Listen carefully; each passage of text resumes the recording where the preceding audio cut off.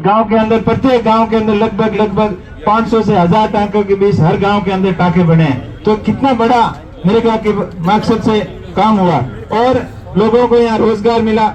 जो अपने बच्चों को अच्छी शिक्षा नहीं दिला पा रहे थे, टाइम से फीस नहीं भर पा रहे थे, उनके लिए कपड़े वगैरह नहीं ला पा रहे थे, उनके लिए अपने गांव के अंदर, अपने घर के अंदर प्रत्येक जरूरतमंद परिवार को कम से कम 15 से 20 हजार रुपए एवरेज घर के अंदर आते थे, जिससे अपने क्षेत्र की आर्थिक उन्नति हुई, विकास हुआ। लेकिन ये सरकार को पचा नहीं और धीरे धीरे इसको कमजोर करने का प्रयास किया। अभी लक्ष्मण जी बता रहे थे, जिस प्रकार 2020 के बाद में 25 तक जो 12,000 करोड़ रुपए यहाँ खर्च होते थे, उसको 1200 करोड़ से 400 करोड़ के ऊपर ले आए। इसका मतलब इनका साफ है कि इस योजना को, ये विशेषकर बीजेपी की सरकार आने के बाद में तो बजट बिल्कुल 1/4 कर दिया, 25% ही रखा। इनका मकसद ठीक नहीं था।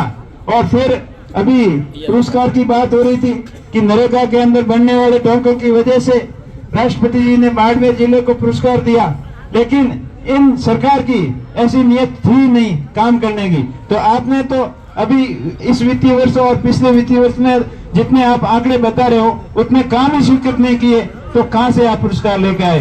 ये तो पिछली सरकार और शुरू से काम जो ये मनरेगा के अंदर बनने वाले टांके थे, उनके 4-5 साल के आंकड़े को इकट्ठा करके आप पुरस्कार लेके आके बाड़मेर वालों को राजी भलाई कर दिया। लेकिन आपकी नीयत साफ नहीं थी और अब आपने साबित कर दिया कि इस पूरी योजना का स्वरूप ही बदल दिया।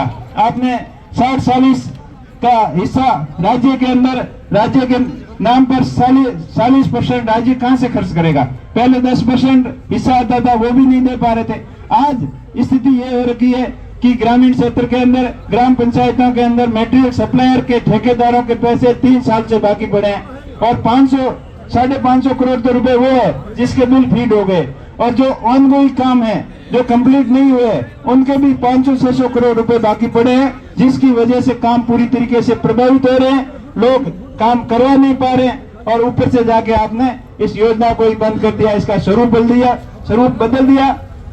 कांग्रेस पार्टी पूरे देश के अंदर इस योजना का विरोध कर रही है और विरोध जब तक करती रहेगी तब तक इस कानून को वापस नहीं लिया जाता। तो हमने को कड़ा संघर्ष करना पड़ेगा कि ये गरीबों के, जरूरतमंद लोगों के लिए एक हितकारी और जन कल्याणकारी योजना थी, जिसको किस प्रकार इसने, इन डबल इंजन वाली सरकार ने कुठाराघात करते हुए इस योजना को बंद करने का काम किया है। तो इसका पूरे देश के अंदर हम सभी विरोध करते रहेंगे और जब तक विरोध करते रहेंगे तब तक इस योजना को पुनः उसी स्वरूप में लागू नहीं किया जाता। दूसरी बात पंचायती राज की, अभी पंचायतों का पुनर्गठन हुआ, किस प्रकार आप देश भावना रखते हुए इधर उधर तितर बितर कर दिया, गांव की लंबाई 10 से 15 किलोमीटर कर दी। कोई अपने पक्ष का था, वो पक्ष और विपक्ष को देखते हुए पूरी तरीके से मनमानी पूर्ण तरीके से पंचायतों का पुनर्गठन किया, जिसका जवाब भी अभी पंचायती राज चुनाव के अंदर जनता देने के लिए तैयार बैठी है।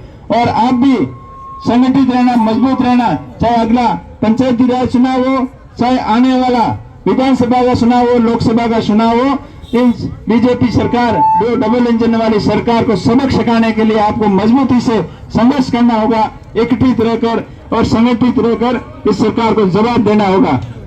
दूसरी बात, ये प्रशासन ईमानदारी की बात कर रहे हैं कि नरेगा के अंदर भ्रष्टाचार हो रहा था, इसलिए हमने ये सुधार कदम उठाए। अरे भ्रष्टाचार कहाँ नहीं हो रहा है आपका? भ्रष्टाचार तो इतना चरम सीमा पर पहुंच गया है। जो आप सत्ता के अंदर आए, भ्रष्टाचार के मुद्दे पर, महंगाई के मुद्दे पर, उन मुद्दों को तो छोड़ गए। आज डॉलर के मुकाबले रुपए की कीमत कितनी हो गई? जब ये सत्ता के अंदर आए थे तो इनका एक ही मकसद था कि हमारा रुपया कमजोर हो गया और हमें सत्ता दो, हमें रुपये को मजबूत कर देंगे, महंगाई को घटा देंगे। कहाँ घटी महंगाई? गैस सिलेंडर 300 से 1100 रुपए हो गया और डॉलर की कीमत जो 55-60 रुपए थी अभी 90 पार हो गई। पेट्रोल डीजल 60-65 का था, 100 से पार हो गया। ये खाली अपनी नाकामियों को छुपाने के लिए इस तरीके की नई नई योजनाओं का नाम देते हैं। काम करने का इनका मकसद नहीं है। धर्म और राजनीति के नाम पर लोगों को भड़काना, गुमराह करना और नए नए ऐसी योजना लाकर और लोगों को ध्यान भटकाना, यही इनका मूल मकसद रहा है। क्योंकि अब बहुत सारी योजना लेके आए, आपने पहले सुना था कि स्मार्ट सिटी नाम की योजना लेके आए। कौन सी सिटी स्मार्ट लगी? स्मार्ट सिटी के नाम से कई एलईडी और बल्ब लगाकर पैसे खा गए, पूरे पैसे हड़प लिए। सांसद आदर्श ग्राम की घोषणाएं की, लेकिन पैसा एक ही नहीं दिया। कौन सा गांव आदर्श गांव बन गया? तो ये इस प्रकार से गुमराह करने का काम करते हैं। अभी प्रधानमंत्री फसल बीमा योजना के अंदर जितना इन कंपनियों को सरकार और किसानों द्वारा प्रीमियम दिया, उसका आधा भी क्लेम किसानों को नहीं मिला। तो हर मोर्चे पर यह सरकार विफल रही है, चाहे चिकित्सा का मामला हो, शिक्षा का मामला